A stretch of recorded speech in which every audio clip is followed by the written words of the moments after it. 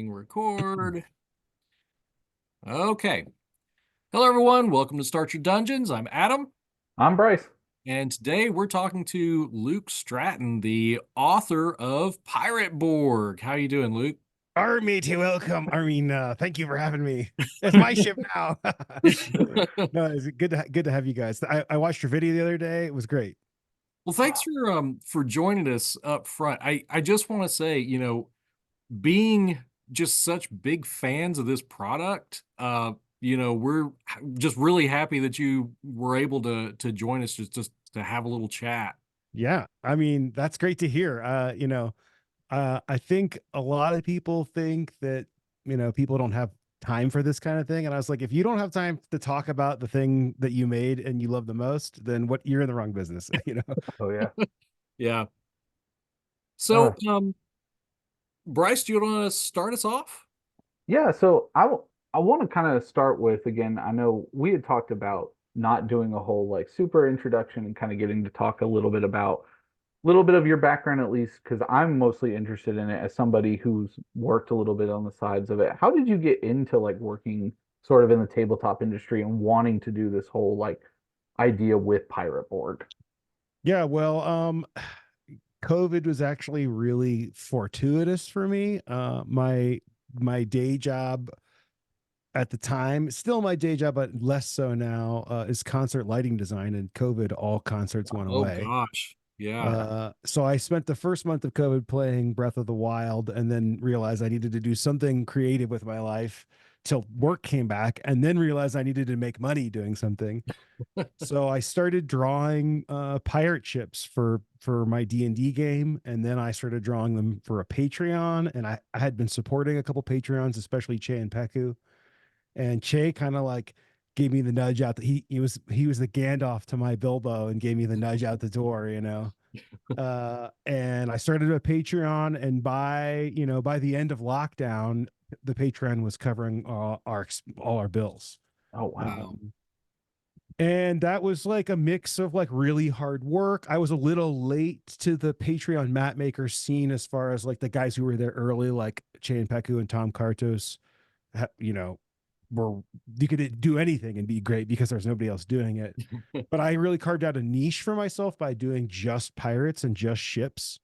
And it was like, well, yeah, you can get a galleon from this guy or a sloop from that guy, and if you want to get, you know, dwarven version of a long ship or a ghost ship of every ship I make, then that's what my Patreon was for.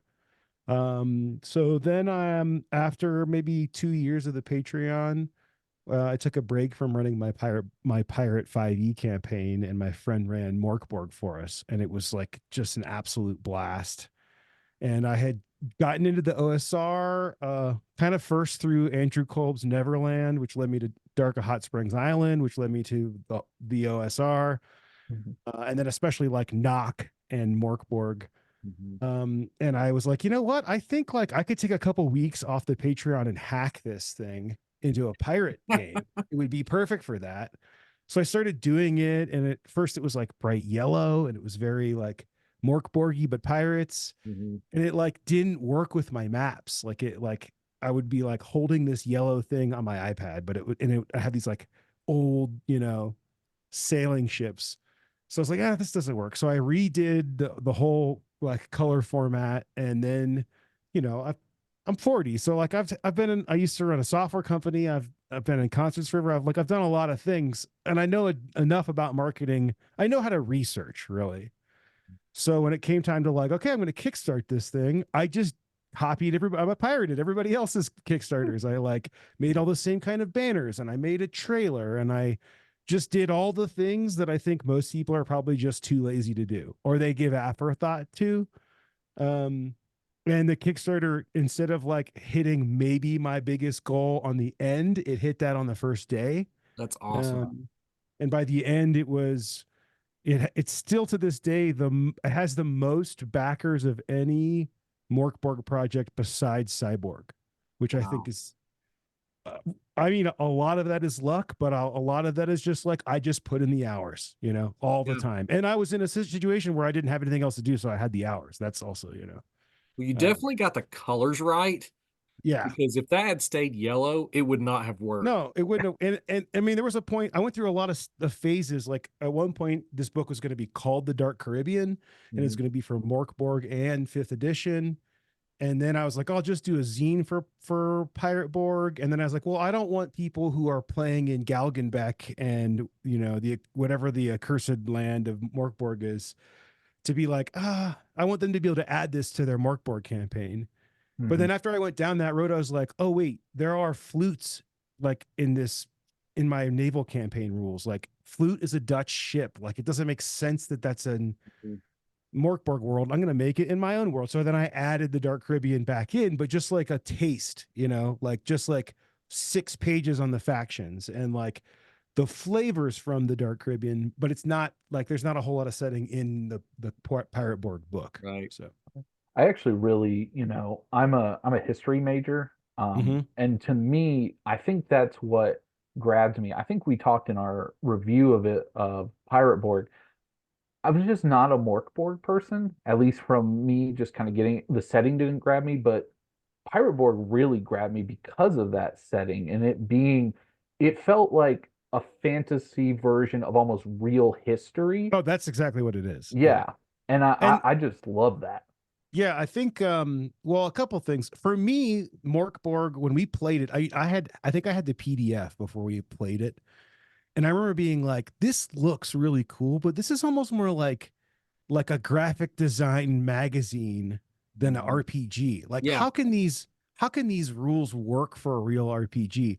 But at the same time in my 5e campaign, I had level capped at level 6. I had made new spell lists for all my pirate classes. I had made long rests couldn't happen at sea. I'd make all these tweaks, and the games I always hated were when my very knowledgeable 5e players were, oh, I'll step forward. How big is that rock? I'll step forward. I'll cast catapult. I'll hit the T-Rex. I'll move back around I'm like, I don't want to play that in a video game. Like, Yeah. like let's make a story. So when I played Morkborg, it was like, oh, like I like the design a lot, but really there's really it's my intro into OSR, so it's actually a little like, it's really fluffing Morkborg, but it really gets all the accolades of the entire OSR of like, hey, rulings over rules, and hey, you don't need like a rule for everything, and in fact, having a rule for everything slows the game down and removes creativity. You Yeah. just need some rules.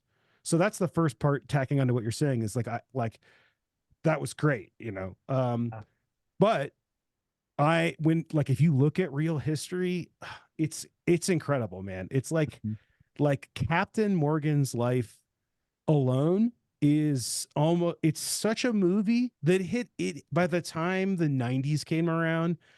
Like the Captain Morgan pirate story had been told in cinema so many times that they were already over it. That's how good it was. It was like, oh, we're gonna make a movie.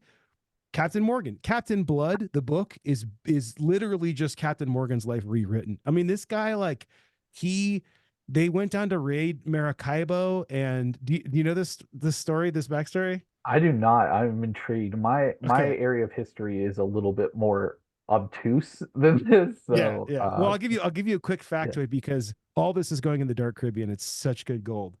Um, pun intended. So he's a buccaneer, right? He doesn't think of himself as a pirate. Him and his men think of themselves as pirate or as like privateers under of letter of marque from the governor of Port Royal. They're working as like freedom fighters for England, spreading the word of the English or whatever. So they only raid Spanish ships. They don't raid English ships. So they do this raid down in Maracaibo. They come in, but Maracaibo is a huge bay, and there's a fort at the end, and they get stuck in the bay because the Spanish, like 3 Spanish warships show up, and they're like, "Whoa, we're screwed. What are we gonna do?" Like, so I'm like not making this up. So at night they get all their preparations in order, and they start sending boats to land. Look, so the Spanish think they're going to attack by land, but they're really sending the pirates sitting up in the boats, and then they lie down in the boats when the boats come back out to the ships, right? So the Spanish think all the pirates are on land and they're going to attack the fort. So they move all their men and land. Then they make standees of themselves, and they send a ship with a fire burning in the hull out the front of the harbor, and the Spanish come to attack it, and it explodes and sinks like two of the Spanish ships, and then Captain Wow. Morgan and his fleet like sail. Like, dude, that's literally like I just told you a live play from like a Pirate Borg session. Like, Yeah. you can't like, and I think that all of human history, especially that era, is so rich with that stuff that you can just throw it in. Just a Fountain of Youth, yeah, that was a real thing. Throw it in. Like, it's amazing. So That is clearly, actually clearly I'm passionate about this topic. So. oh Yeah. no, that's actually funny. I had talked about running a campaign, and my goal was I don't know if you are in any way a Magic the Gathering player, but in like I used to play a lot of Magic, okay, and I will get your references. okay, Yeah. the Ixalan pirates, who are Oh more yeah. like the Spanish kind of vampires. I had actually wanted to do a Pirate Board campaign with that as like, oh, the Perfect. Spanish found the Fountain of Youth, but they're all vampires, and that's Yeah. why they have. And I was like, oh, it just writes itself. Like It it does. feels like it really. And I think that's one thing I really love about the book is that, like you said, there's so many of these stories in history that you could just go and just nitpick what you want and go, I want to run a campaign. There's probably something that's been done in this age of piracy that you can find. Yes. Yeah.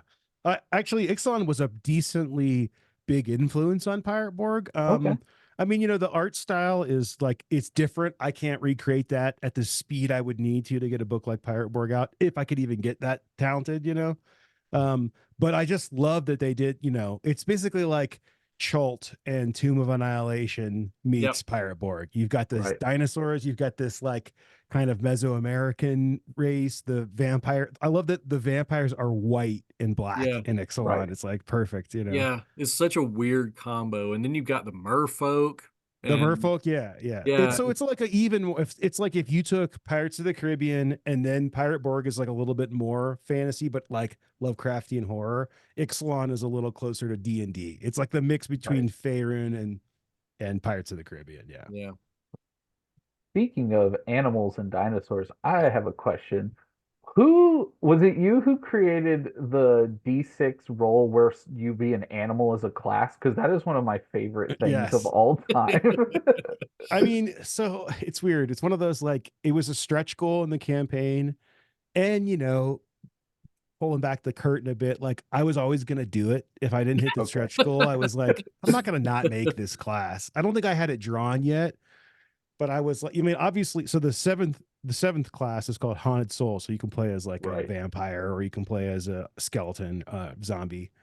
But then when it came to that one, I was like, you know what? Like this would be really hard in fifth edition. It would be really hard, and we're actually I'll talk about this more later, but we're like it's hard to make a rat a reasonable class for a I D&D can't even campaign. imagine. Yeah.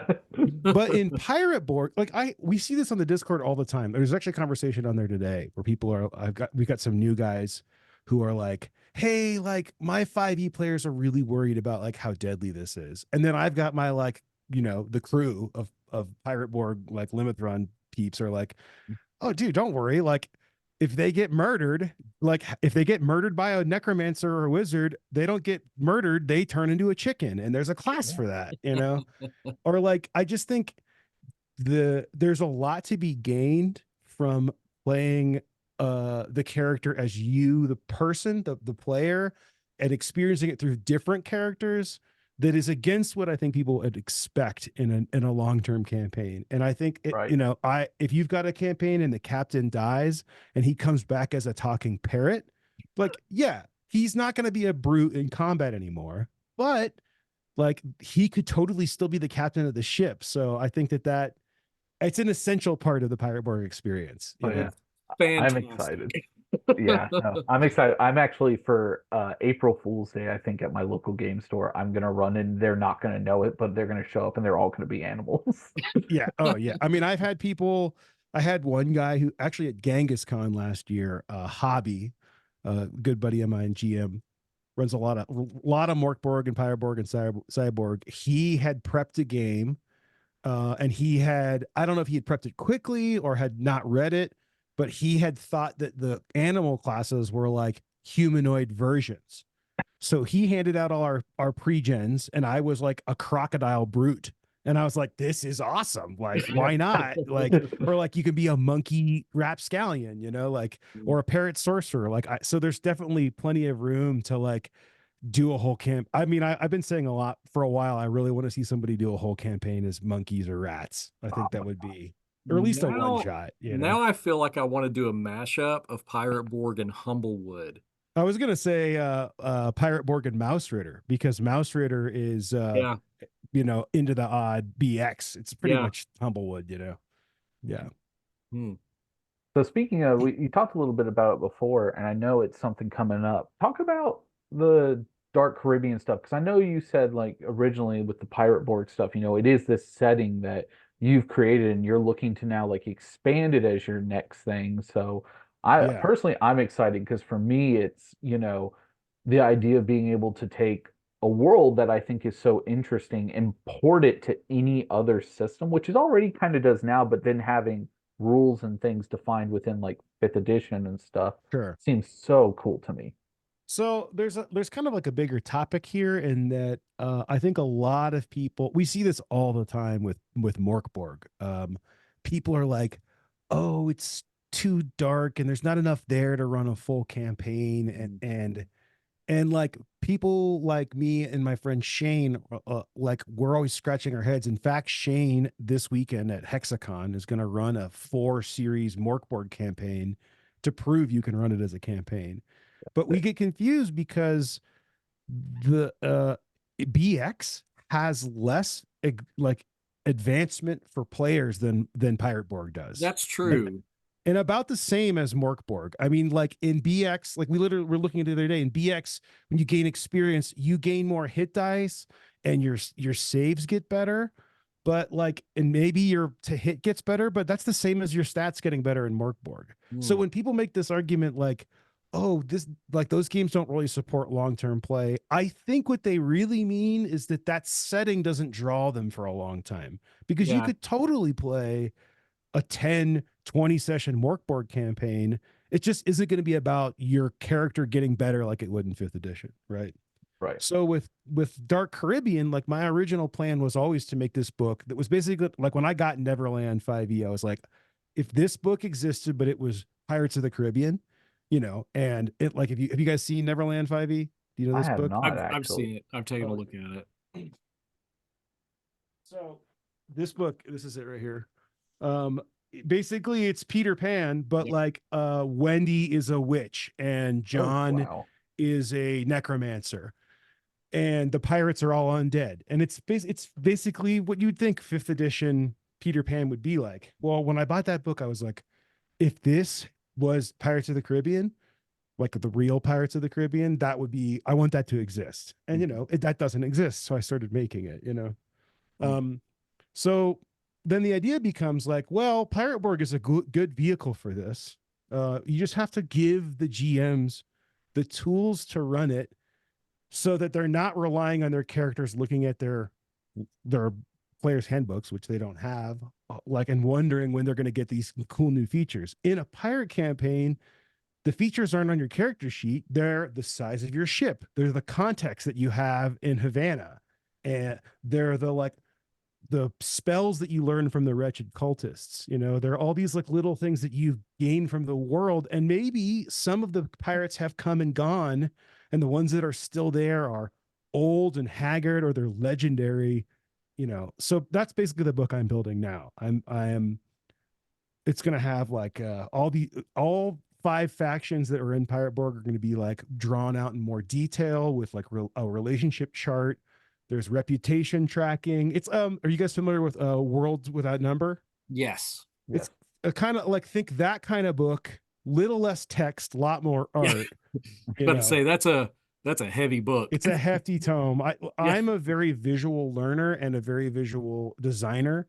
And I think one of the things Morkborg taught me is that you can get more out of a 2-page piece of art than you can out of 2 pages of text Yeah. when it comes to setting. So that's what Dark Caribbean is going to be. There's going to be, I think I'm doing 54 NPCs Oh, wow. with full Wow. art, and we're going to do a playing card deck with all the art on them.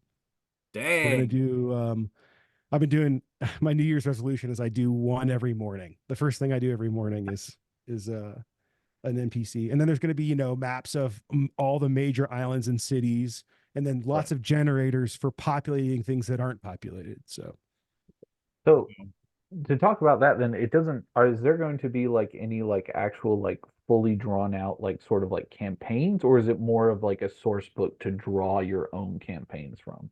it is. I don't like campaigns as far as campaign books. Hmm. I have a great example is Tomb of Annihilation. I love that book. I love Mike Schlei's work in the art in that book. I love the It's development. beautiful. It's yeah. I had him. I have been had him on my podcast. I met him at PAX Unplugged a few weeks ago. Actually, Wow. Oh, nice. we I had a great love time. his stuff. Oh yeah, His yeah, he's the reason I got into this. yeah. So that and that book especially, and that and Curse of Strahd. And while Curse of Strahd has I think does a better job of being a campaign, I think that when you like maybe when you're like brand new, you kind of need the hand holding. But Mhm. like as Tomb of Annihilation as a point of example, they give you this map and there's all these cool places on the map. And some of the places have like a paragraph, you know. And then if they go to the one place where they're supposed to go to find the MacGuffin or to solve the big problem, then there's a bunch of stuff there. There's a spoilers, there's a jungle hidden city and there's a giant 7-level tomb, which would you'd Mhm. expect. It's called Tomb of Annihilation, but That it's book's so been out a long time, yeah, so it's Yeah. been on a long time. But it's so linear. And like when I was running it, I would be like, oh, there's this really cool lich, and she seems really cool. But like I'm afraid to do anything with her because I don't know. I haven't read all of what's coming up. Like, Mhm. and you can break things. So in the Dark Caribbean, it's very like rule number 0 through 10. Like you can't break anything in this book. Like use it as you will. There is no arc. But if you just like give somebody a tool like that, a setting book, there's been so many of those source books, Hmm. especially like Star Wars. Like, here's the so and so, here's the Imperial source book. And like, well, okay, cool. Like, I know everything there is to know about being an officer in the Empire, but how's that going to help my adventure? This is not like that. This is, Right. there are tables everywhere you go. There are tables of like what, who cares, what's going on here, plot hooks, and then every major NPC and every major location have this thing called a timeline, which is a six entry table of how that person, place, or thing might develop over the course of a campaign. Um, Wow. so the idea is that they don't all sync up. They can, you can encounter those timelines in any way you want. For Mhm. example, Blackbeard, he's discussed in Pirate Borg, so this isn't a spoiler, but he takes over Nassau. He becomes the most famous pirate of the area. He gets killed in a skirmish with the Navy, comes back as a necromancer, raises an army of undead, and attacks Nassau. Right. So all those bullet points are spelled out on Blackbeard's like NPC card area. Well, you might run into somebody else who like they got a ship and then they're locked up and then they, end up getting killed. Well, the idea is to break that, for your players to come in and be like, hey, oh, we met Anne Bonny before she got that ship and we killed her. So her plot line's not happening. And now something else is happening or whatever so that's it's like a trick I learned from for the Mothership guys. And I'm hoping Okay. it pays off on like a full campaign level way of dealing with it, That I definitely actually, solves a major problem just because in so many games, your players are just not going to do with NPCs what you want them to do as the game master. Yeah. That seems to completely go around that and make it completely organic. Yes. The So, idea is it's a little bit more procedurally generated with the procedures coming from the GM, but yeah. with the elements set up by me. So I'm like, hey, here's the islands. Here's what's on the islands. Here's extra stuff that you can move to any island you want. And here's the characters. Like here's a great example. So I actually just started my official Dark Caribbean playtest group on Thursday, and my next one's coming up. We're playing for like 3 or 4 months straight. And we did like an opening naval and combat where they actually take over Nassau. And so they've taken over Nassau, and then I'm immediately like panicked, like, oh wait, like now what? Like I don't know what to do. Like I mean, I've been thinking about this world forever, and I've run 8 million Pirate Board convention games, but like, what we need to have like some arc here. So, like, really quick on the top of my head, I'm like, okay, I'm just gonna roll a d12 3 times to pick 3 of the Brethren Court to arrive.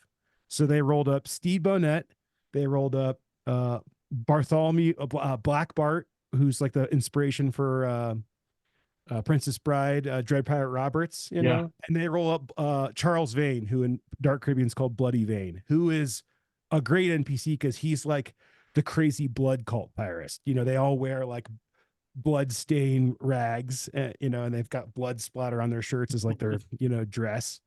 And so like, oh, I've got these 3 important NPCs. Let's see how they interact, you know, and then, okay. And then I'm going to go to the Pirate Board book and roll up a mission. So we rolled up this mission that was, you need to go to, like, they meet up with Black Bart, right? And they're like, you need to go to this place. I just picked the mansion. You need to go to the mansion and have an encounter with someone that he loves. Oh, this girl, this Spanish lady that lives there.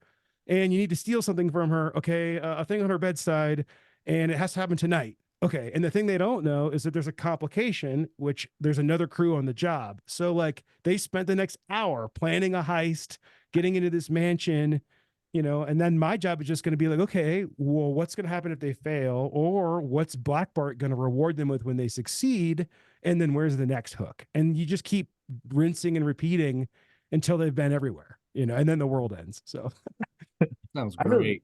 yeah, I really like that. I like the idea too of like you said, where it's a progression for each character. Because I have recently joined the craze and started playing Baldur's Gate 3. oh, And nice, as congratulations, and I'm thank sorry. you.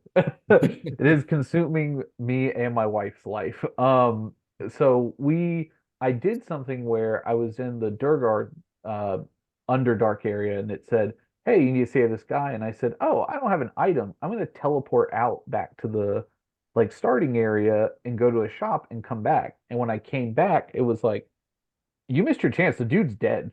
Like you couldn't Oh, save him." And I was like, it sat there for a second, and I went, "This is awesome." yeah, Like yeah, normally, I think, and I would agree with you. There's a lot of times where I think in role playing games we have this idea of like, I don't want the party to miss an opportunity, but yeah, it's almost better to have them miss an opportunity or be like, "Oh man, like it would have been really cool if you had met him a while ago and held him join you, but now he hates you because of this other thing you did." And it creates its own absolutely. procedural living world that's, more interesting than just, well, if you stick around town long enough, you'll eventually run into these 3 different quests.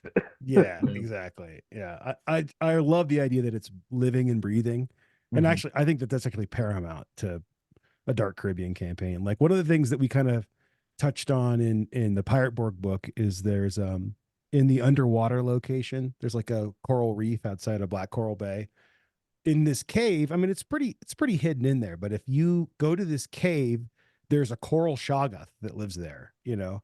And if you wake him up and don't kill him, which you probably won't because they're probably early, you know, first level, and it's a shoggoth, you know. Yeah. um if they don't, in I think it's like in D8 days, it attacks the beach, you know. And like I love the idea that like they forget about that Yeah. altogether, you know, Right. and then like 4 days later, it kills the NPC that gives them all the missions, you know. It's like the whole point of the Pirate Borg approach, and I'd say the OSR in general, but especially Pirate Borg, because it's very much like, hey, this is not the story of your character from level 1 to whatever 15 or 20. This is you and your friends exploring this crazy fucked up world, and like having a bunch of really fun memories, and like some of your characters will live a long time and some of the NPCs will live a long time, but other ones won't, and everybody's campaign will be different. Like Mhm. sometimes, you know, maybe somebody will marry Anne Bonny instead of killing her. I don't know. Like there's so many options. So that's kind of what we're going for, you know. Yeah. No, That I sounds really, fantastic. yeah, I really do like it. I think, like you said, a lot of games nowadays run into this is the playground that your players get to be in, but it's all about them. And the fact that you're producing, this setting and saying like your characters are just a part of a large story that's Yeah. already ongoing is a lot. To me, it's a little bit more interesting. And I feel like when I drop it down on the table, players are more interested because they're like, oh man, like there's already so much going on. And it's not just we were farmers, we killed some goblins, and Yeah. eventually Yeah. we kill a god, and it's There's like, gold in woohoo! that there dungeon, you Yeah. know? Yeah, exactly. Yeah, I mean, so the thing is that like you can totally still do that kind of campaign. You can start on the Right. pretty tropical island and find any number of temples and let your players just get better and better all you want. But like you can also just have the Spanish Armada outside when they come out of the dungeon. You know, like we see a lot of conversations in our Discord. People always ask like how much players can sell their ship for, or how much they can buy the next ship. And it's, I mean, I'm literally putting this in the next book, but it's in our FAQ. Like, pirates don't buy ships. Like, that's not what makes them pirates. Like, Yeah. in the Caribbean, you can't go, and any ship that they would want to buy, no one would ever sell to a pirate. They're not going to sell Yeah. warship to a pirate. Like, so, but on the flip side, like, I'm always telling GMs, like be like generous as you can with giving out treasure and ships, Right. because unlike like if you gave, oh, like, oh no, I have to balance the treasure, I gave them too much, oh, we're playing BX or OSC, now they're level 5 accidentally, and oh, they own a stronghold. Well, like if the pirates get a ship of the line and they don't have enough pirates to man it, there's a whole adventure right there. Mm-hmm. Or if they do have enough pirates and enough gold, you can be damn well sure that everybody in the Caribbean is coming after them. Yep. And if they don't, the Kraken, the Leviathan, or an undead Megalodon will always ruin their day. There's And always way to get yeah, that gold out of their hands. absolutely. I feel like if your players have the best ship in the game or multiple ships in the game and you haven't shipwrecked at least half of them like on a desert island, you haven't played the game correctly. Like that's part of the experience, is getting this big thing and then losing it. Just like they do in Yep. the Pirates of the Caribbean movies. Like half the movies he's trying to get the Black Pearl back, you know? Yep. Well, I mean, it is. It's kind of, it seems like having the target on their back is the best way to generate story. Yes, Mhm. yes. And, it make them feel rewarded, give them that reinforcer for for whatever their behavior is.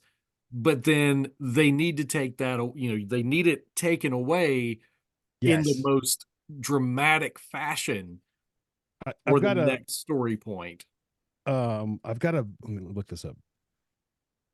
I've got it bookmarked. Okay, so there's this blog. I found out about this blog article from Sean McCoy from Mothership. The blog is called Chocolate Hammer, chocolatehammer.org, and the name of the article is Boot Hill and Fear of the Dice. Okay. Nice. So Sean talks about, I'm going to talk about it, but basically this guy was running D&D for years. And when the players wouldn't show up, when some players wouldn't show up, he pull out Boot Hill, which is this old TSR Wild West game. Oh yeah. And it's fucking deadly. Like it's Yeah. like if you get shot, you're pretty much dead, Yeah. right?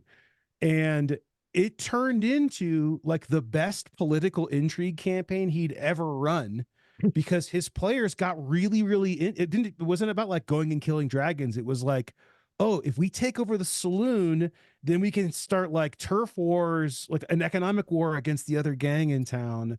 And like I think about this all the time when I'm thinking about Pirate Borg. It's like some of the best sessions I've ever run for Pirate Borg, there's been little to no combat. And it's just like it's this rich world that you can imagine being in. I don't know. I just love the idea of that kind of campaign where you're like your players, even though they aren't very survivable from a hit point standpoint, they like can become these important characters and change the world. I just eat that up, you know. Yeah. I love that. It reminds me, Adam loves to run Star Wars Edge of the Empire for us using the Genesis system, and Oh, every single nice. time we play it, I always say, I want Han Solo and I want literally no combat skills. Like Yeah. I just want to be able to smile, and if it doesn't work, Get your I'm way. shot to death. But if I can smile through it, I hope it Oh, works. that's great. Um, I haven't played that version. oh, It's Adam good. loves I mean, it. as an aside, I'll just say out of all the Star Wars games, that's the one that feels the most Star Warsy. Sure. So my brother doesn't like it because of the dice, which Okay. is why I haven't played it. And that him and I There, are different yeah, enough that I probably would enjoy it. But recently I acquired the old West End Games version of Star Wars. And that's kind of one of the first RPGs I really like. yeah. I played a few times, but we had a bunch of the books. So I brought the books to Gamehole Con back in October. And I was like, you know what? I'm gonna run a one shot just for me and my like Limithron team, And so I brought the rule books and I brought the Star Wars Galaxy's Edge, Black Spire Outpost art concept art book. Oh, And I wow. was like, this will be great. I'll just explain, no maps. I'll just show them pictures from this book of where they are, And we ended up playing this mission where it was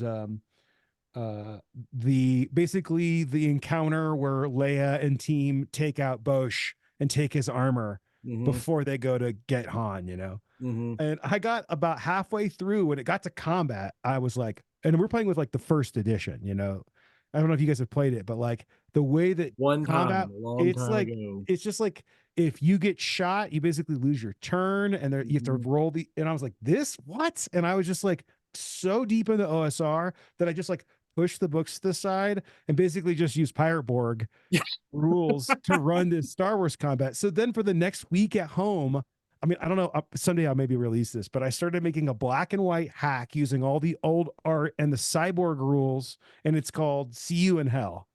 And you would love it, Adam, because it's Yeah, literally the game you're talking about. And their combat will be deadly, but like, it should be because you're a shitty like rebel scum. You're not a Jedi. that sounds perfect. Yeah, that's Yeah. I mean, amazing. I think I think as a, like using Pirate Borg for like a quick Star Wars adventure, that sounds Yeah. I right mean, up my alley. Cyborg did all the hard work. They did automatic weapons and explosives. So basically Yeah, it's just the Cyborg instead of Morkborg. yeah, And of course, instead of Devil's Luck or Omens or glitches, you use the Force to reroll dice. And sounds there are no perfect. in the core book, of course, there'll be no Force users. Right. Thank Um, God. As there shouldn't be. yeah, Yeah. but maybe you can roll up a droid and droids are gonna suck because they Yep. should suck. It should be all balanced. That sounds great. I would play the absolute hell out of We'll see if that. I finish. The thing is, I have way, way too many projects going on right now. But Yeah. that's like my like, okay, I'm done working and I'm home alone. I'm gonna work on another RPG for fun. Yeah. Speaking of other projects, like what are you working on besides the Dark Caribbean book? Is there like more, more like core books or things like for Yeah, well, Pirate Borg expansions? I have a couple things that I'm gonna announce right now. Woo!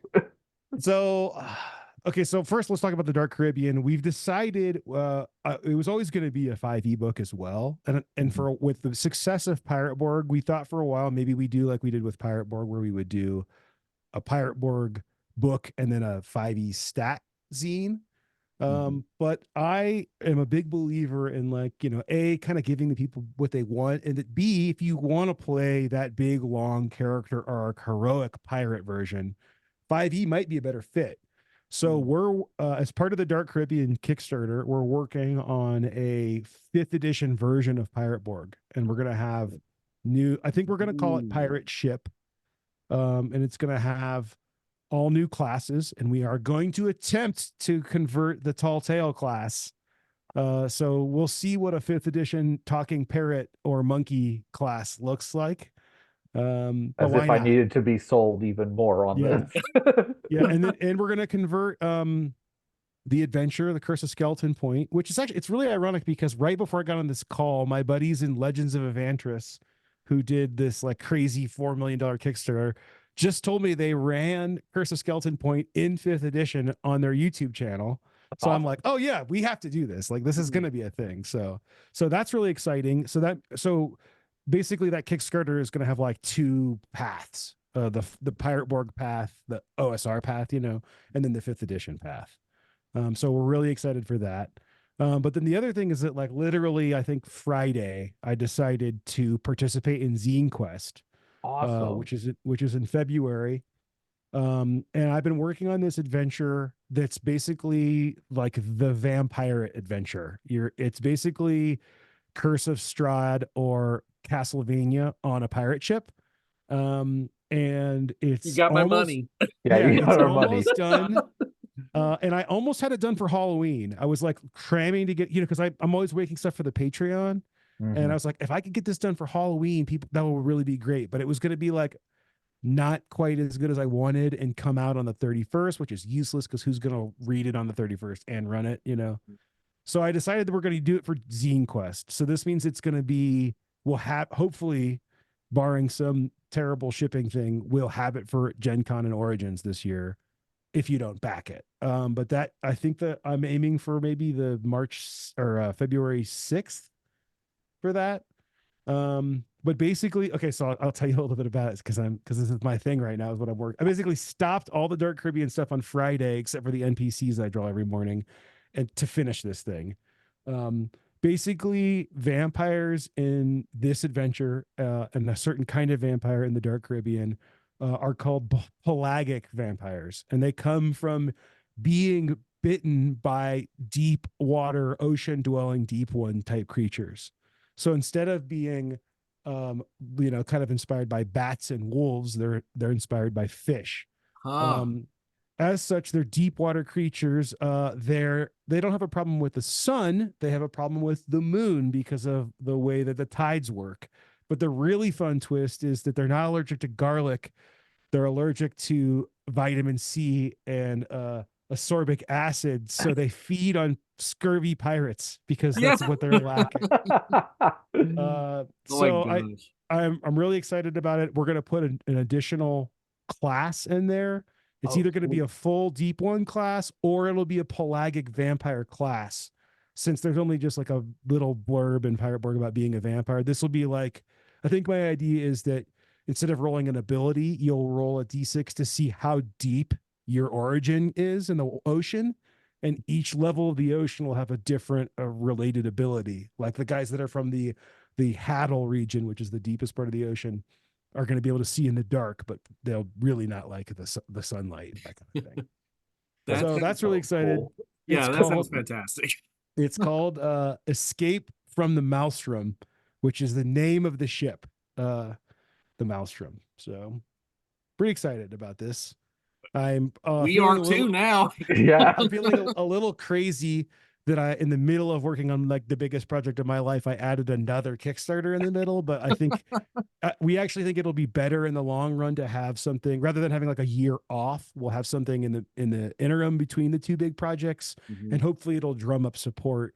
And it'll be a chance for everybody on Kickstarter who hasn't seen us at conventions to get all the zines we've released since, because this will be the fourth add-on to Pirate Borg since the core book came out. So That is That's really awesome. awesome to see.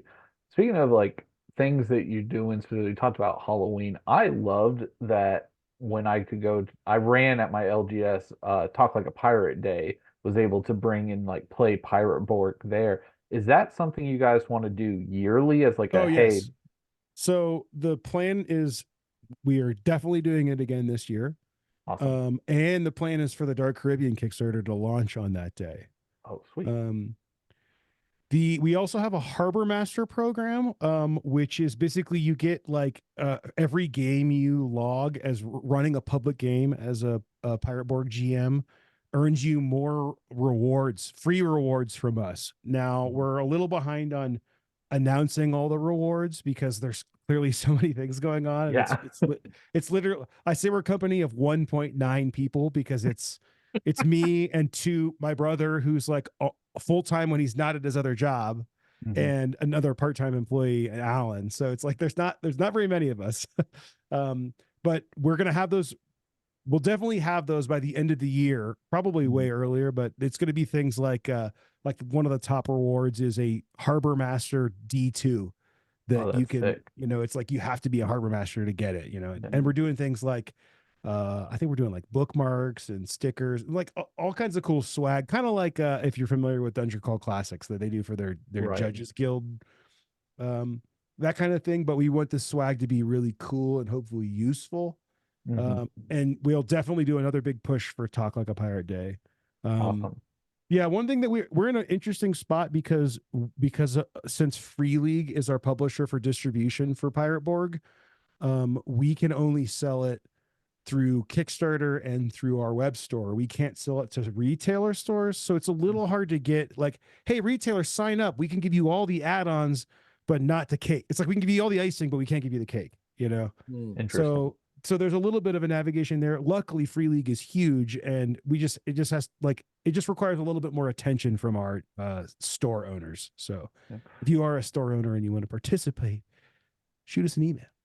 Mhm. I will definitely talk to mine. I love that they stock as much as they could of the Pirate Borg stuff for talk like a Pirate Day. So it was great to be able to Yeah, run it. And then I actually joined up to the Harbor Master program as well because I was perfect. so excited for this game after running it. And Yeah, you speak about your Discord. I definitely tell people if you are not part of the Discord, like for them, it is so great. Like I love just the ideas that are kind of flowing through it like every day and just the amount of sure. conversations that happen.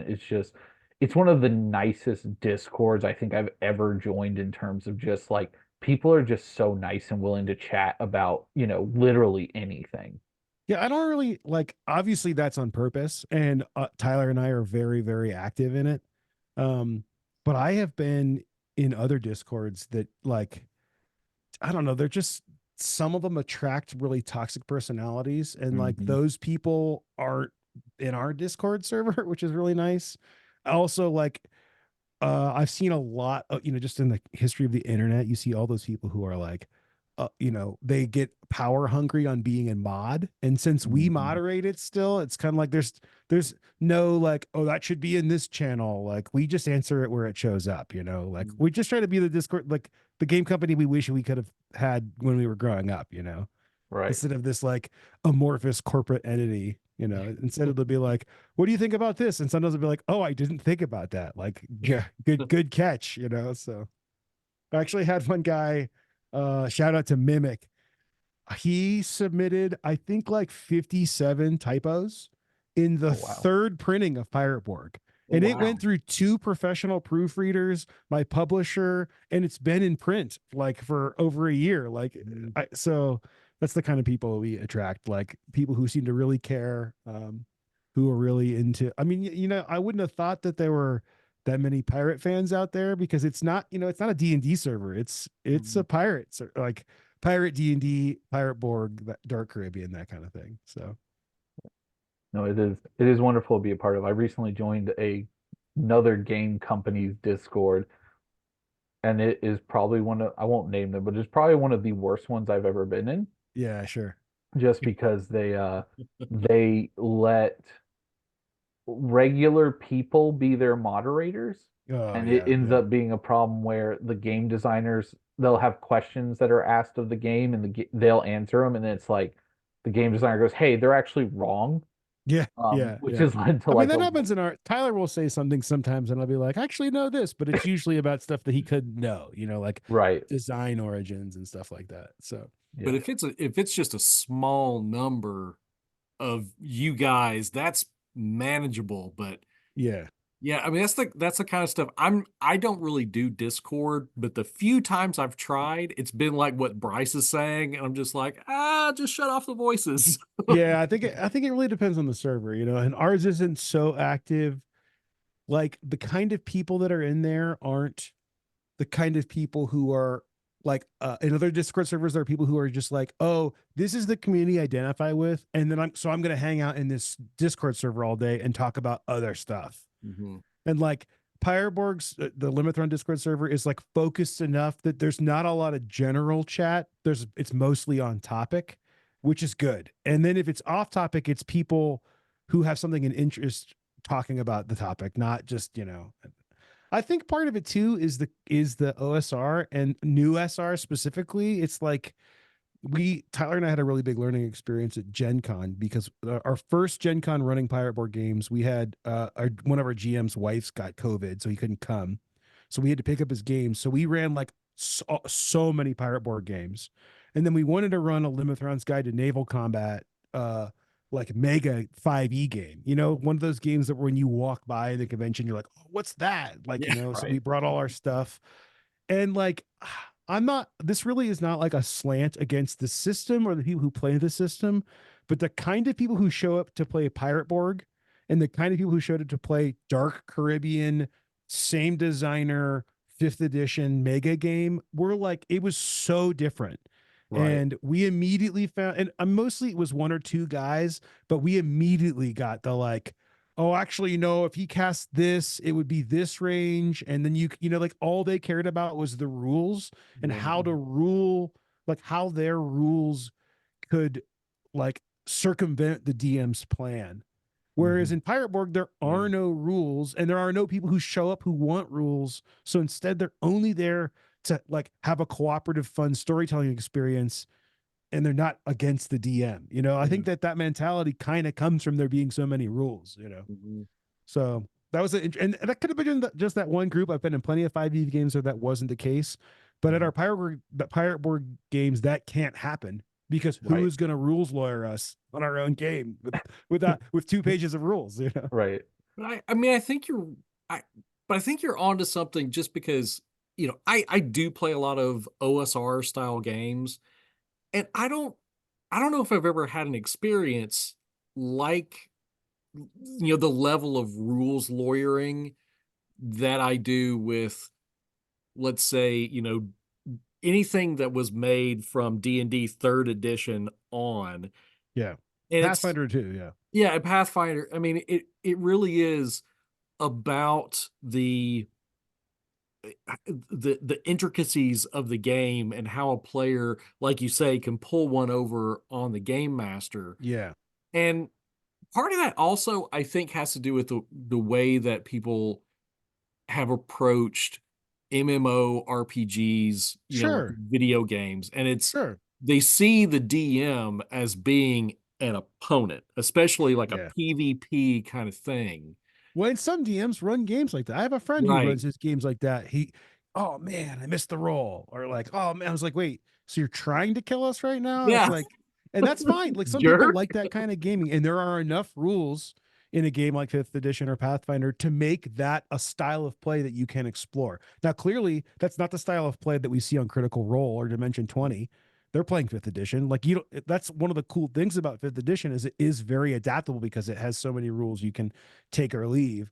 We've just found, I think part of why our Discord server is like you said it was, Bryce, is because of like those kinds of people who want those kinds of things aren't interested in Pirate Borg. So we don't get Mhm. rules lawyers coming in and shutting people down because they aren't interested in our game. Instead, we get people who are interested in the same things that we are. And I really don't want to be like exclusionary here. Mhm. That's just an observation about the kind of people it attracts. I think there's truth to that. I always talk about on our show, my favorite game of all time is Monster of the Week, which is a Powered by Apocalypse game, and it's Yeah. just absolute blast. And I played a lot of Powered by the Apocalypse games now because that was the first one that introduced it to me. And a lot of people ask me, "Oh, what do you think?" And I go, I just love the simplicity of Monster of the Week. It doesn't add anything extra. If you want to add Yeah. more rules, you can. But like you said with Pirate Board, the simplicity of your rules makes it hard for people to be that whole, well, actually, you would need a 13 because of this. It's like, look, man, like I'm just trying to run a good story. When the Yeah. rules get in the way of the story, that's when it's a problem. Yeah. Because that person over there who's playing D&D for the first time at a convention, super excited, rolls and it's like technically they missed, but hey, let's do something fun and cool with this. And that one guy goes, "Well, you just missed and it's now my turn." It's like, no, like Yeah. let them do something off the wall. And that's great about Pirate Borg because I ran uh Dead Men Tell No Tales, I believe is the short little adventure. Oh, Battle of Dead Man's Cove, Yes, that's the one I did. And I the totally the butchered that the name. pamphlet one. Yes, I did the Yeah. pamphlet one. And that was so much fun because I felt like they were like, "Well, what can I do?" And I'm like, "You can do anything. We'll just make it happen. Like I can Yeah. What give do you you want an to do? option." And instead of it being like, "What do you want to do?" Well, I have to roll 18 checks for all these acrobatics. I'm like, look, man, just roll it once. Let's see if it works. And if it Yeah. doesn't, you Yeah, might sure. have to just take this new character sheet and we'll call it a day, sort Sure. of Yeah. thing. I Like think you I need have to have. I was just gonna say, it's like I think you need to have like a little bottle of rum with a spritzer on the top, and whenever you got a rules lawyer, just like hush, Yeah, I mean, yeah, you don't get your really get rum. that. You don't, like I said, you don't really get that in Pirate Borg. I have three asides to what you just said. I'll see if I can remember them all. Okay, so the first is that a Hexeter, his name's Jason. He is the one of the curators of the Ex Libre Pirate Borg site, which is like the Ex Libre is where they track all the Mork Borg third party projects Okay. that come out. He's like one of the more active people in our Discord server, and he ran a game of Buried in Bahamas on a live stream. And he had a player who was like at one hit point, and the skeleton hit him. And he's like, "Okay, so either you're gonna die, but I'll let you give up your next turn to dodge it." And they were like, "Okay, I give up my next turn." So then I get someone in the Discord server who's like, "Hey, he did this on this. Like, is that allowed?" And I was like, Of it course it reminded is. me of like, when people find out, like when like maybe your parents or other friends find out about Reddit, and they're like, "Oh, what's your Reddit username?" And we're like, we don't do that here." It was like Yeah. that. It was like, we listen, it's Jason's table. Like Jason does Yeah, whatever he wants. Like the book, it's just guidelines. Literally, it should yeah, just say that. Pirate guidelines is what it should say, you know. yeah. The second aside I wanted to say is at I think maybe at that same Gen Con or Origins, maybe that same year as that big Mega 5e game, I played a game of Savage Worlds. This guy was running, there's a really cool Savage Worlds source book for Pirates of the Spanish Main. And this guy was running it, and we're in a tavern, and the redcoats show up to, kill all us pirates. And like I have two options. I can either run around the table to attack, or I decide it's more flavorful to jump up on the table and attack. And like mechanically, it's no different, right? But I'm like, oh no, I'm gonna. He's like, you're gonna take a penalty if you jump on the table. I was like, no, I'm a proud pirate. I'm gonna jump on the table and attack. And then he gave me like a minus, like half speed, and then I couldn't do the thing. And I was like, this is not the kind of role playing game I want to play. I understand that Right. there are rules for a reason, but that's just not the kind that I want to play. Right. So yeah. So then leading to my third example here, I'm running a game as part of my meetup group. I run a meetup group here in Denver called Ship of the Dead RPG Club. It's like not just Pirate Borg, it's like lots of OSR, and we did a white elephant gift exchange for Halloween and stuff, or for Christmas, sorry. So I had this girl comes who's clearly a fifth edition player. She comes by herself, and I'm running Buried in Bahamas. Like I'm kind of testing it before I've released it. And in the final dungeon in that game, there's this monster that basically can't be killed until you solve a puzzle in the room. But she keeps being like, she's got one hit point and like a wood bat that does D4 damage. And she's like, what can I do? Like, she's looking at her character sheet, and I was like, well, what do you want to do? She's like, I don't know. Like, can I don't have anything. It's like, well, what do you want to do? So she really had to get out of that mindset of like, my answers on my character sheet, I need to use some ability. And she'd be like, well, I have a conch shell. And I was like, okay. And there's like this ghost like floating around that's about to attack her. She's like, I want to smoke the ghost with my conch shell. And I was like, okay, make a spirit check. And she makes a spirit check. And I was like, you just ingested ash. Roll on the ash table. And then she rolled for the entry. And for those listeners who don't know, ash is the like psychotropic chemical left behind when you kill undead. That's basically like magic mushrooms meets spice from Dune. So she rolls on the ash table, and she rolls the like synesthesia option. So Hmm. she like can taste colors and stuff. So she spends the next like half hour of play licking all the treasure in the treasure room. And like, I think that girl, like, I mean, she hasn't come back, so maybe she didn't enjoy it, but like the rest of the table was like, this is like a banner moment for playing Yeah, Pirate. that This is sounds like the exactly the kind of story. thing. Yeah, that Yeah. sounds like the story that's going to be told for years and years and years. Absolutely. And like I want to be clear, you could do that in fifth edition. I just think that, and they even in the book, they would like, if you read those books, especially the Dungeon Master's Guide, it's a Yeah, great book. It tells you to run it that way.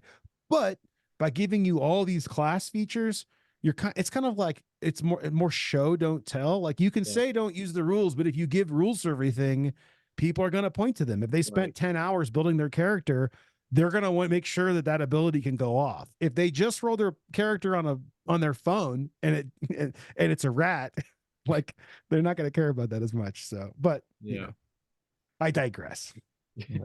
I love it. Speaking of character generators, one of the things that I downloaded that I really love is the like a single sheet of paper that it has, and it's basically how to build a Pirate Borg character all the way down, and it's just Sure. rolling dice.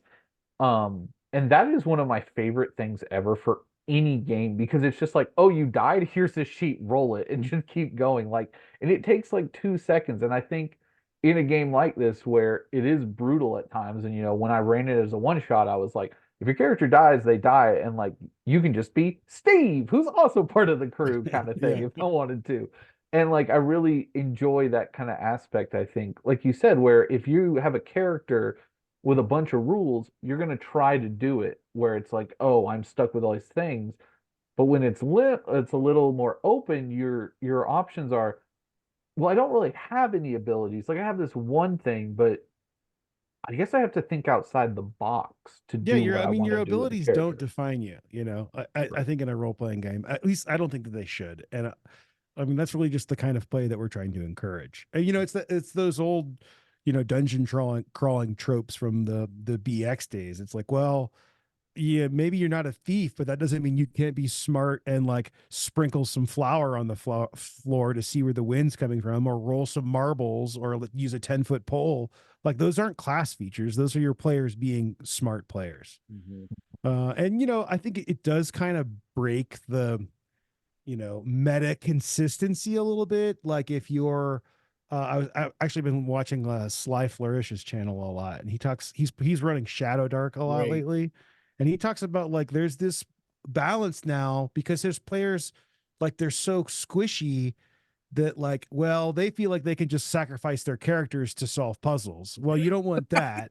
Yeah. But at the same time, like if he had this really good point, like if you have 5 players and they go to a temple and they learn about their next big mission, and by the time they get to the mission's resolve, they're all dead in different characters. Why would those characters care about the mission? Well, like we have that problem in Pirate Borg too, except that there's always a crew. So you can Mhm. always think of it. You're always part of this like amorphous crew that maybe you haven't, met the season 3 new cast character. Like, oh, what's Hugh Jackman doing in season 3 of Pirate Borg? Like, oh, he was always here. You just never had the camera on him. Like, He was so swabbing the deck. yeah, that's kind of the idea. Like, and your players have to buy in that to a little bit if they want that very like Critical Role inspired character driven RPG experience. You can get that. You just have to accept that the story is through you and the world, through the players and the world, rather than one character. Mm. It reminds me a lot when Adam's favorite game is Swords and Wizardry, and the amount of times where he's like, you don't want to do this? Get some hirelings. Yeah. Because otherwise you Yeah, are I mean absolutely screwed by it's like yourself. a OD&D, right? Yeah, yeah. Yeah, yeah. Yeah, I And have. It's like it's kind of one of the. I really went down the like Morkborg path, and I mean, obviously, I have a lot of OSE, but I haven't gone to any of the OD&D stuff. I need to it's go check it out. it's definitely a different flavor. Yeah. I love the BX kind of stuff, but the OD&D, specifically Swords and Wizardry, the layout is actually useful.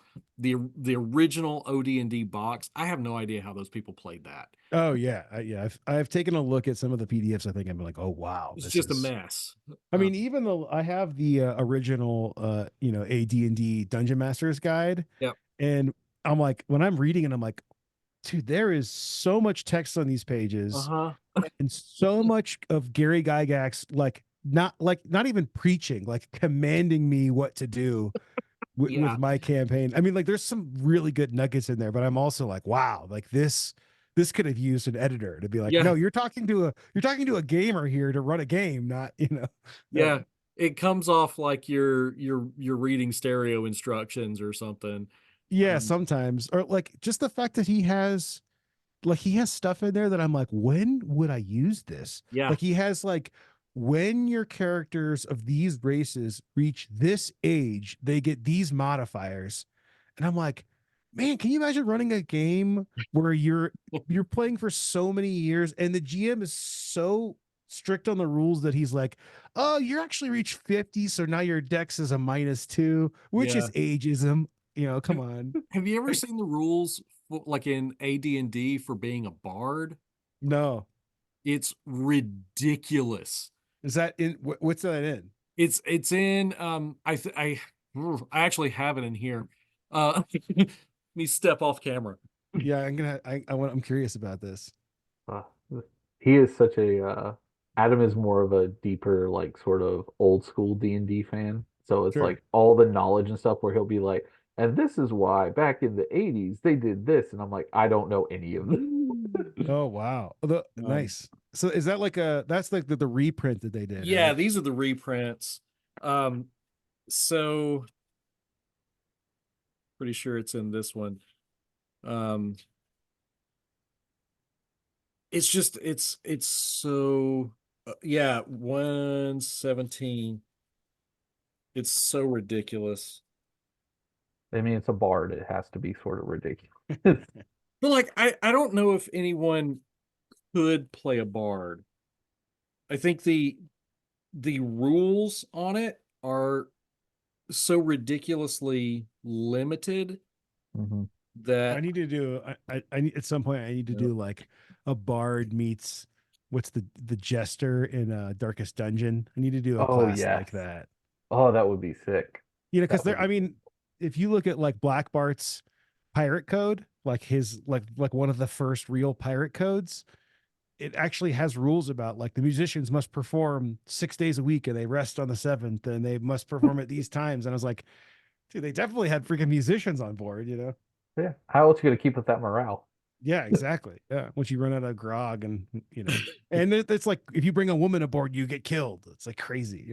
That so won't I found it. All right.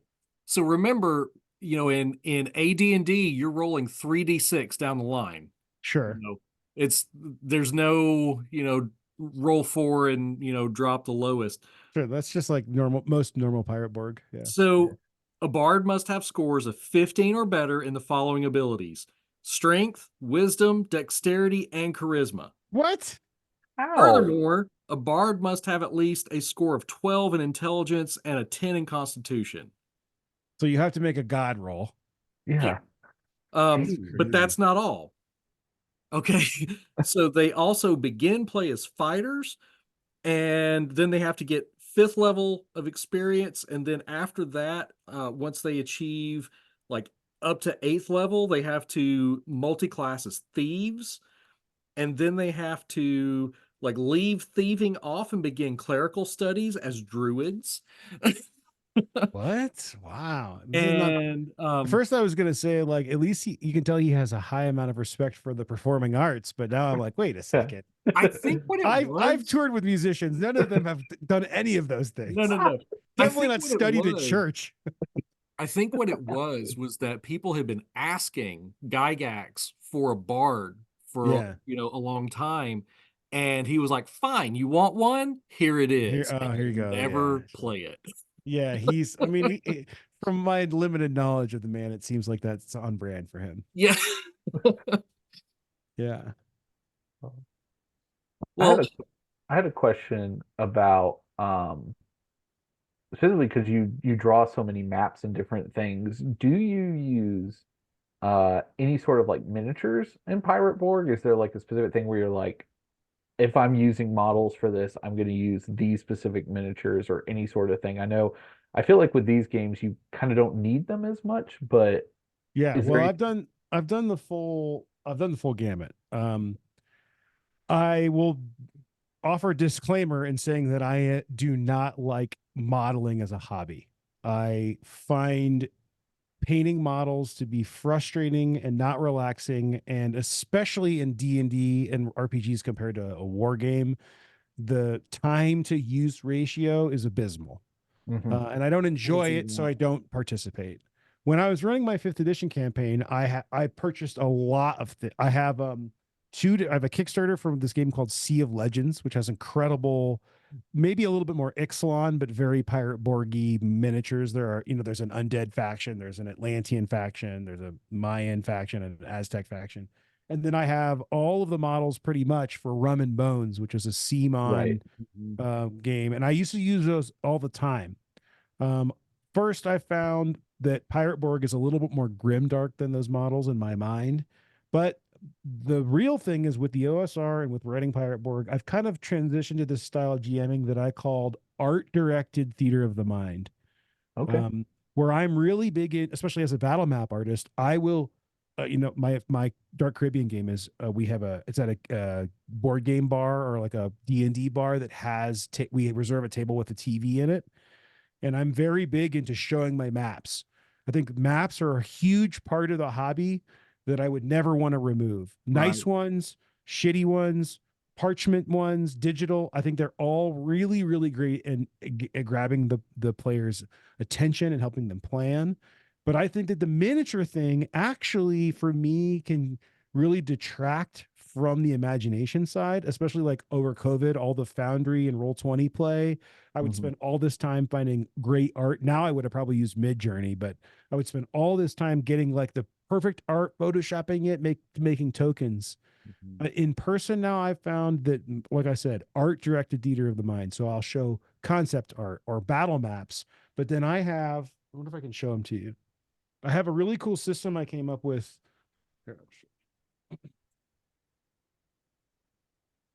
I have a cool system I came up with, initiative for Pirate Borg, where I use these things called math cubes. Yes. They look like this, Yeah. right? So what I do I is have those. I give one color to every player, and then I keep a color, right?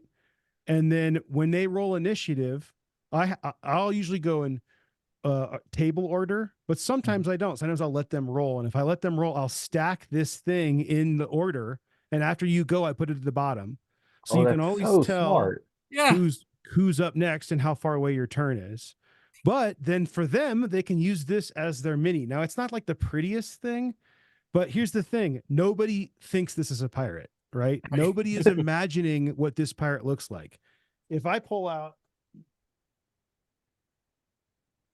this thing and I tell you, oh, it's not this, he's got it's a girl, or he's got like a skull or a missing, you're like, well, Right. you're gonna forget that as a player. Nobody remember. I mean, they describe their characters like once at the beginning. Like, so I've actually really found that this, and combined with these, I don't have them here, they're in our convention kit, but I have these, like, they're really nice wood tokens with Oh, nice. different numbers in each one. So I'll just throw out 5 black ones. I'm like, oh, the black ones are skeletons, 1, 2, 3, 4, 5, and then the green one is the boss. And I've actually found that for me as a player, then it lets me go like, oh, there's the map. I know where we are. We're on the same, or there's the concept art. I can imagine where we are in my brain, but the combat and the characters and the monsters, they live in my brain too. Like they aren't on miniatures. It's no longer a skirmish miniatures game. Yeah, and I don't have a problem. I'm not. This isn't even a comment on moving the miniatures around, because you can still do that with the math cubes. You can still, if you want to do that kind of combat. And in Pirate Borg, there's no attacks of opportunity. We say you can move 30 feet around, but like, so it doesn't really matter, other than like it pretty much turns into like what's Professor Dungeon Master? What's that thing he's got? The round. I forget the name of it. He's got this thing that's like it's just a round thing, and in the middle is close, and the medium ring is a medium, and Yeah. Okay. Yeah. Far away. it's basically that. Pirate Borg is basically that, because since there's no attacks of opportunity and you can either shoot him or you can't, it's like, are you. So I think for me, that's the way forward. Yeah. Like, these miniatures are like, they're cool, but like when they don't match a little bit, that really bugs me. And I'm not going to put the work in. And even in a Right. VTT, if they don't match, then I got to like open up Photoshop and draw the right weapon on. And it's like, oh God, kill me. So Would you ever consider doing, to me, I used to be huge into the miniatures. I've kind of pulled away from that from RPGs, but the thing that I've actually really started to like is just Pathfinder pawns, which are those kind of like sure. simple with those. would you ever consider maybe using your own artwork and doing something Yeah, along those lines? have you seen the ones from Dragonbane? Yes, I Like love those. those, I've thought about doing those. We are definitely going to do cardboard punch outs of naval combat ships. Awesome. Um, I found like I don't want to get into STLs and I don't want to get into Right. making miniatures. And Right. people ask us for ships all the time, but like I think I'm more interested in showing the players what it looks like, but as a GM, having a lot of options for cheap. So Hmm. we're going to do punch outs that'll be like one side is British and the other is pirate, or one side is pirate and the other is ghost ship, and there'll be a bunch of them and they'll hopefully be really cheap. I, Um, I, I like that. I think that's Me awesome. too. yeah, I wouldn't say that no to the standees for Pirate Borg. I really like it in Dragonbane. I think the art is so good in that game. Like that is what I'm talking about. Art directed theater of the mind. And like when I look at 100%. the art in that game, I'm like, oh, I get the world that we're in. Like I'm a very visual person. Like I don't want you can describe that, lich all you want, but I see that art for that guy lich. I'm like, fuck yeah, this Yeah. like that game is like what D&D is supposed to be, Oh except for yeah. the duck people. I don't like the duck people.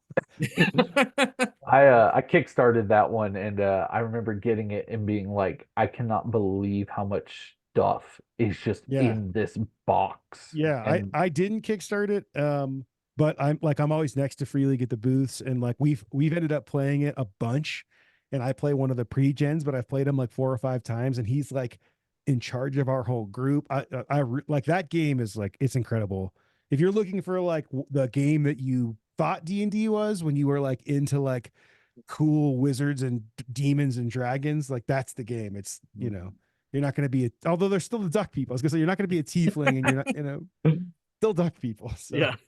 like the oh, wolfkin are sweet, but I just the ducks are people are always making jokes. It's like Howard the Duck. I don't so Yeah. good. You can always play a game where all the ducks have been murdered. I mean, yeah, I mean, but like they got NPCs that I don't know. you gotta It's nothing against just ducks. that Thanos snap. All the Yep. ducks are gone. Yep. The I big mean, bad yeah, killed the ducks. It's yeah. I time like to get revenge. I think like when you're reading Lord of the Rings and you're thinking about like the Nazgul or like the Balrog, that's Dragonbane. Oh yeah. I mean, I love the movies, but it's like when you're imagining this. Yeah, I digress again. Yeah. No, I agree. I think the So artwork sells. yeah, I mean, and that guy's I forget his name, Jonathan. He just did new covers to Lord of the Rings, and I Wow. saw him in Barnes and Noble, and I was like, that looks like the Dragonbane Vaesen guy, and it I is, haven't seen that. and it like if you see the like one with the Nazgul on it, you're like, oh, I'm time to read Lord of the Rings. Time to read Lord of the Rings for the 10th time. Yeah. Oh, I that's gotta look sick. that up. I know. Yeah, that I love that guy's art. Yeah, and Jeez. so I don't know. So standees, maybe. I think the thing is just to kind of give an overview of where we're at. I'm a solo creator basically, Mhm. but I've gotten really, really into actually Pixar of all thing. I'm reading about Pixar's history as a company, and like I'm really interested in growing us to be like kind of one of the next new publishers. And that Right. so my hope is that after Dark Caribbean comes out, that will do well enough for us to grow the team to have some full-time other creators that Hmm. are still under our direction, but rather than it being like every 2 years you get something big from Luke, ideally would be like quarterly or twice a year something big will come from us, and maybe eventually it's something that's not pirates. I don't know, we'll Mm. see, or maybe we'll do a Yeah. Lord of the Rings hack. I don't know. I was No, about to See You in say, Hell. Yeah, we'll get the license from Star Wars. We're gonna make See You in Hell the role playing game. What do you yeah. think, Disney?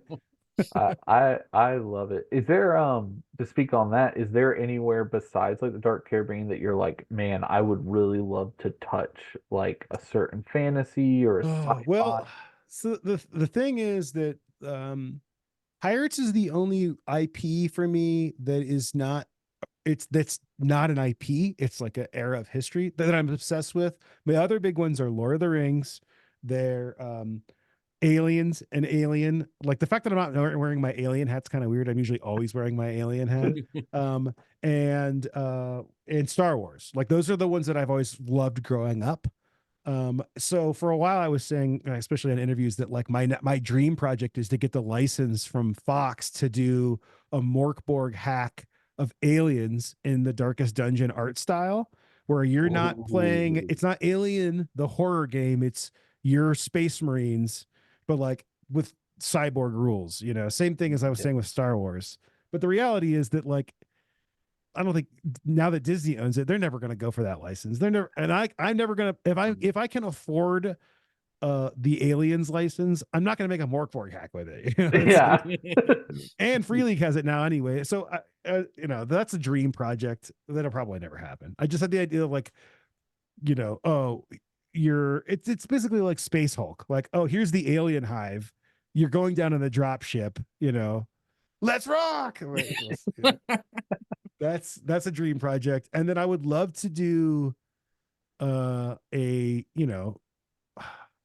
a super grim dark fantasy game at some point.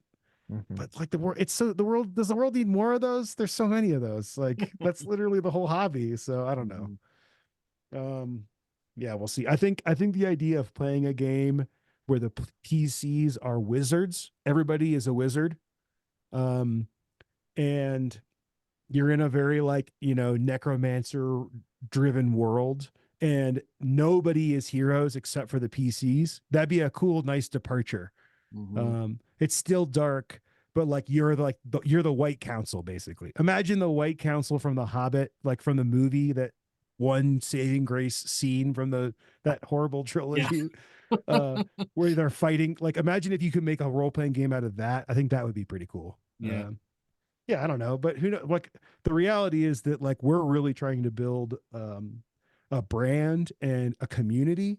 Right. One, it like I didn't talk about it yet on this, but we're going to be starting both a third party community content contest with some pretty serious prizes, and we're going to be starting our Dark Caribbean West Marches campaign. I think sometime over the summer.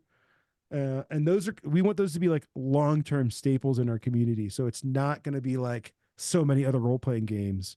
Well, a great example is Chris McDowell. I love his work. He is an incredible designer, but his method is like I explore one thing and then I explore another thing and then I explore another thing. And like we're going more like the mothership route where it's like you're in to the Dark Caribbean.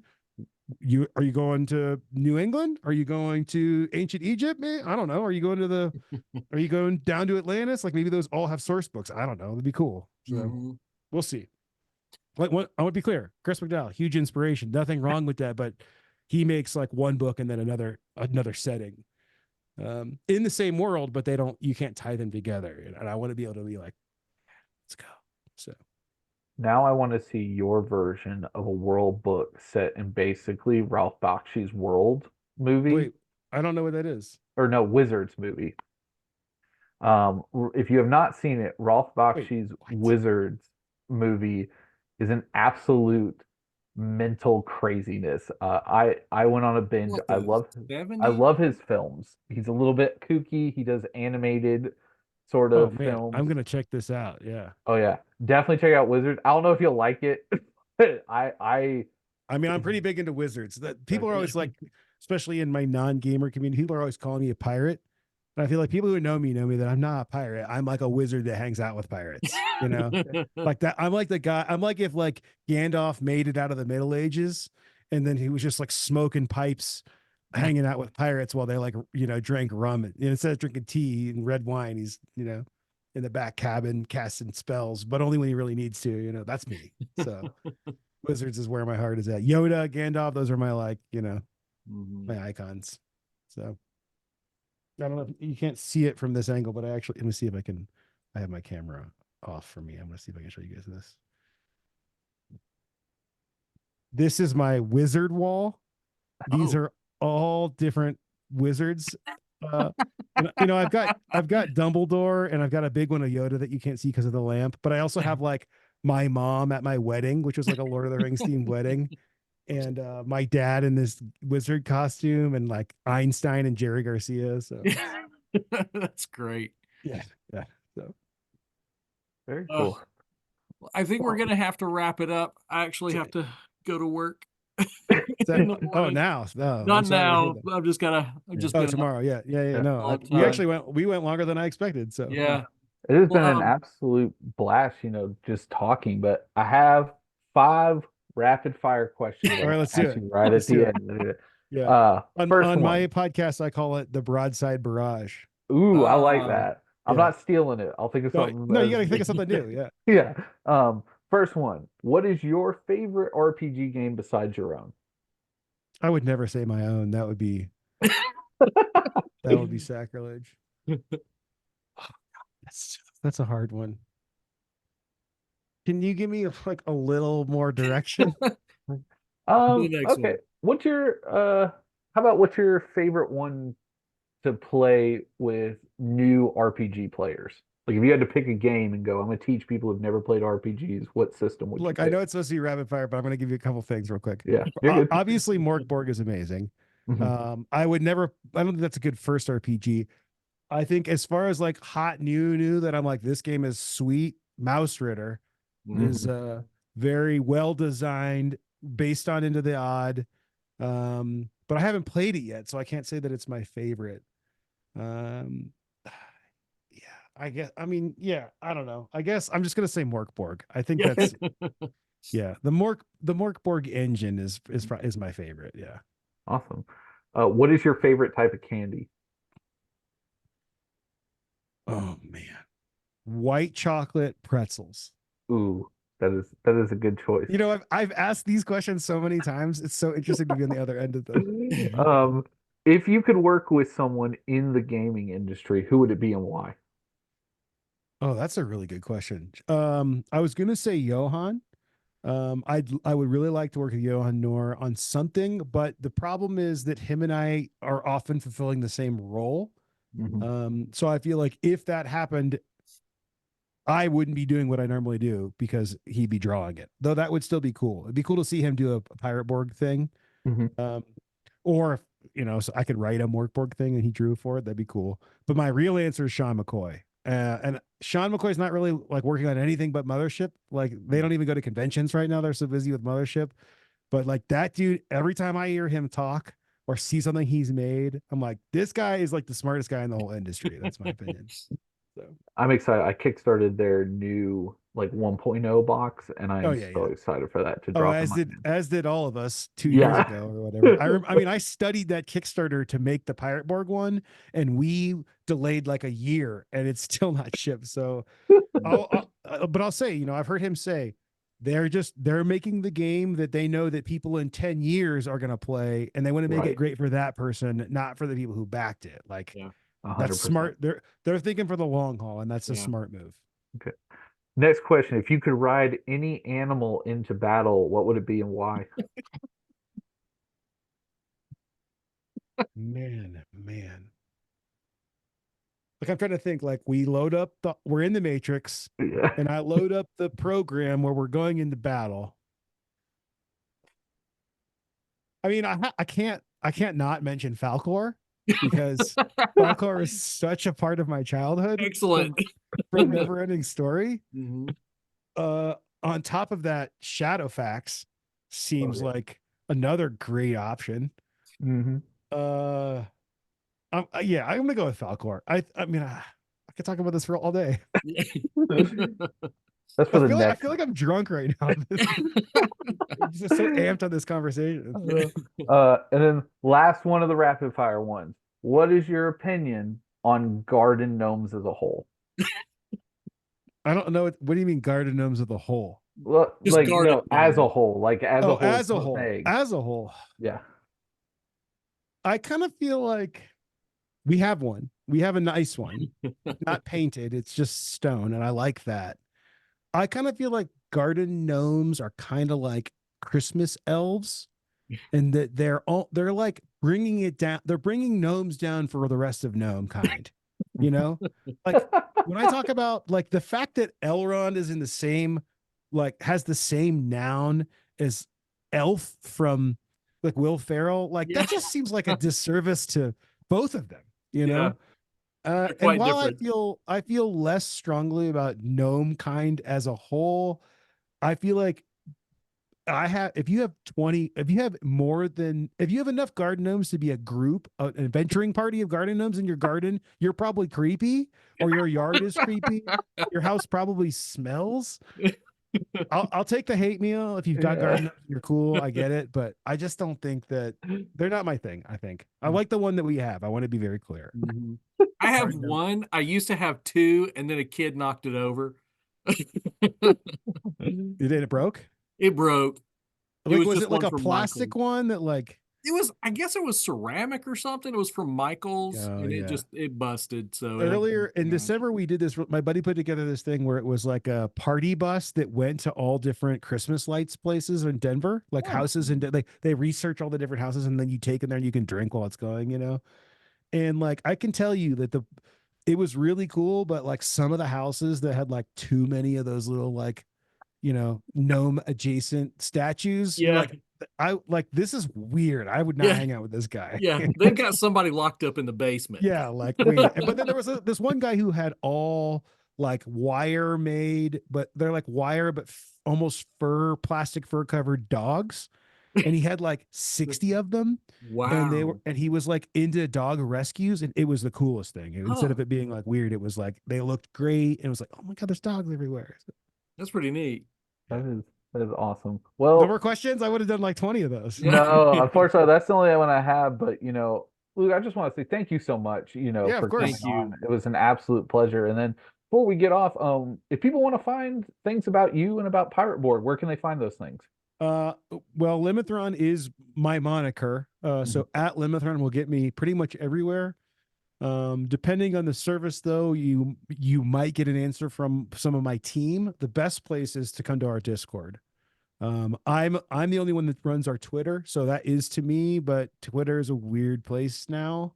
Mhm. It seems like it's dying. So the answer is Discord. You can Okay. just get me at Limithron, but my preference is to come into the channel and ask questions there, because if I'm busy, I often go into like deep work mode and don't answer things. So if it's a question about the community or one of our games or a rules question, then there are plenty of people there who can answer for me. Awesome. Well, thank you again. Thank you so much for coming on. We really appreciate it. And any last words for our listeners? Yeah, I guess I'll send you guys the link when I get it. Follow along for the Escape from the Maelstrom Kickstarter, and look for Dark Caribbean. We're aiming for a Talk Like a Pirate Day release, so that's September 19th. Sounds Awesome. great. I'm really looking forward to it. Me Me too. too. Yeah. All right. Thank you very much. Sweet. Thanks, Thank you. guys. Bye. Thank- All right. Let me